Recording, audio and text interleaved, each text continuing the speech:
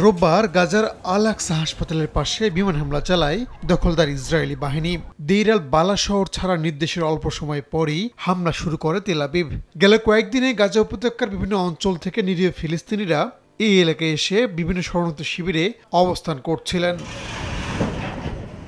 অবরুদ্ধ অঞ্চলটির স্বাস্থ্য মন্ত্রণালয় জানায়, ইসরায়েলের বিমান হামলায় এই দিনও বেশ কয়েকটি বাড়ি ধ্বংস হয়ে গেছে।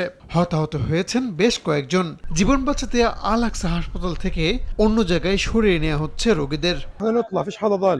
যে কোনো মুহূর্তে হাসপাতালে আক্রমণ চালাতে পারে ইসরায়েলি সেনারা, তাই আমরা সবাই চলে যাচ্ছি।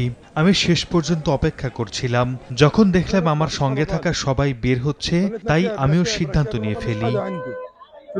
এদিকে ফিলিস্তিনের স্বাধীনতাকামী সংগঠন হামাসের বিরুদ্ধে চলমান যুদ্ধে ইসরায়েলের 700 সেনা নিহত হয়েছে। রোববার 700তম সেনা হিসেবে 20 বছর বয়সী একজনের নাম প্রকাশ করে তেল আবিব। যুদ্ধে আহত হয়েছে 4350 সেনা।